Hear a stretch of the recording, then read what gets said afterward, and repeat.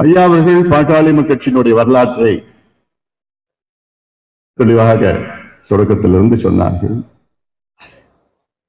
திமுக தொடங்கியது 49 தொடங்கியது, நாம் 89 தொடங்கினோம்.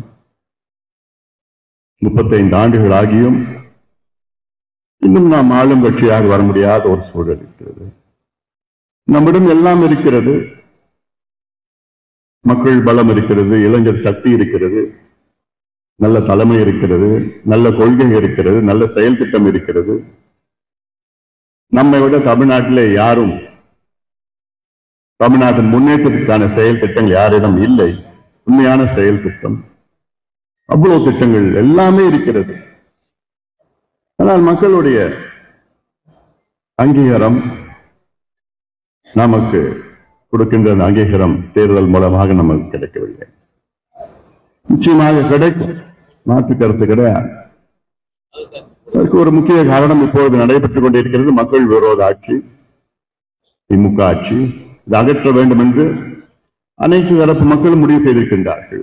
அனைத்து தரப்பு என்றால் ஒரு பக்கம் விவசாயிகள், ஒரு பக்கம் பெண்கள், ஒரு பக்கம் மாணவர்கள், இளைஞர்கள், அரசு ஊழியர்கள், தொழிலாளர்கள், தொழில் அதிபர்கள், அத்துணை பேரும் இந்த ஆட்சி வேண்டாம், இது ஊழல் ஆட்சி, இது நிர்வாகமே கிடையாது, நிர்வாகம் ஸ்தம்பித்திருக்கிறது, எங்கேயுமே நிர்வாகம் கிடையாது, காசு கொடுக்கணும், பணம் கொடுக்கணும், கொள்ள கொள்ள கொள்ள அடிச்சுட்டு இருக்கிறாங்க, சட்டம் ஒழுங்குன்னு எதுவும் கிடையாது.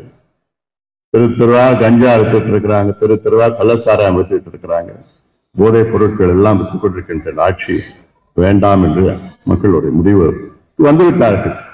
5 ஆண்டுகள் எடப்பாடி பழனிசாமி அவர்கள் ஆட்சியிலையும் 2 ஆண்டு, இப்போ இங்க 3 ஆண்டு, 5 ஆண்டு காலத்தில் 37 முறை இந்த இடஒதுக்கீட்டிற்காக, வன்னியர் இடஒதுக்கீட்டிற்காக முதலமைச்சர் அவர்களையும் முன்னாள் முதலமைச்சர் அவர்களையும் அதிகாரிகளையும், அது மட்டுமல்ல போராட்டங்கள் நடத்தியது எல்லாமே சேர்ந்த 37 முறை செஞ்சிருக்கோம், வேலை பண்ணிருக்கோம்.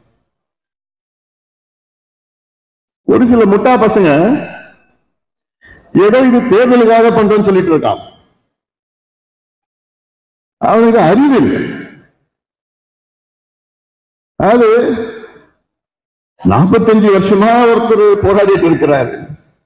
45 வருஷமா போராடியும் இன்னும் நமக்கு நியாயம் கிடைக்கலன்னா இது தேர்தல் பண்றது. அதெல்லாம்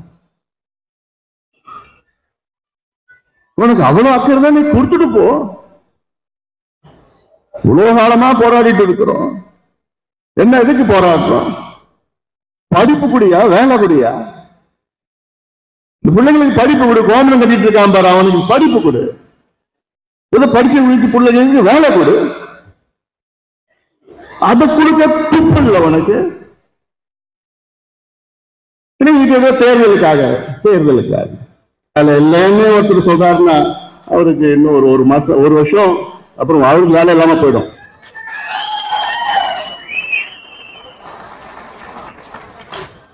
'67 காங்கிரஸ் நடந்தது, 2026 திமுக நடக்க போகுது. நல்ல நிர்வாகம் இருந்தாதான் நம்ம வேலை செய்ய முடியும். சில பேர் சும்மா பேருக்கு வாங்கி பொறுப்பு வாங்கிட்டு அப்ப கலெக்ஷன் சில பேருக்கு பொறுப்பு வாங்கிட்டு இருக்கிறாங்க. அதெல்லாம் தப்பு இல்லை. நம்ம 26 ஆட்சிக்கு வரணும்னா களத்துல நேர்மையா, அர்ப்பணிப்பான, நல்ல நியாயமான நிர்வாகி இருந்தாதான் எனக்கு வேலை செய்ய முடியுங்க களத்துல.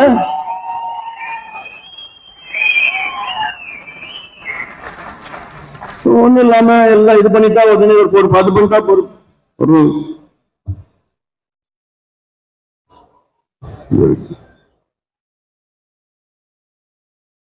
திடீர்னு வர அவனுக்கு ஒரு மாநில பொறுப்பு, 3 மாசம் வேலை செஞ்சுதான் இந்திய பொறுப்பு. என்ன உழைச்சவங்களுக்கு என்ன இருக்கு? தமிழ்நாட்டை ஆளுகின்ற தகுதி நமக்கு மட்டும்தான் இருக்கிறது.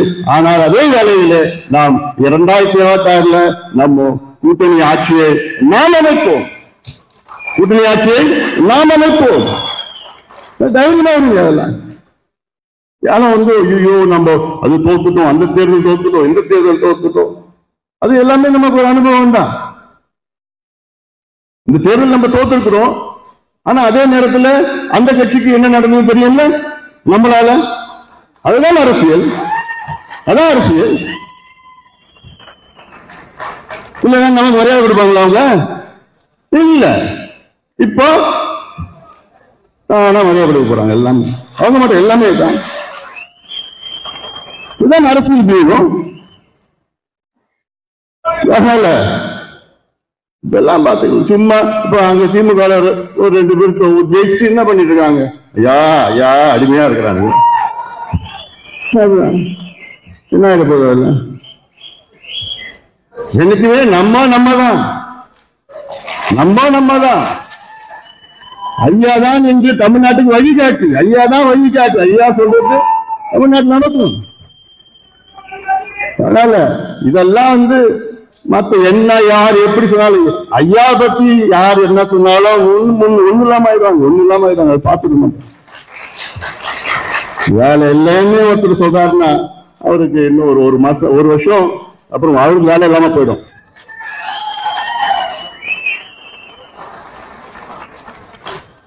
'67 காங்கிரஸ் நடந்தது, 2026 திமுக நடக்க போகுது.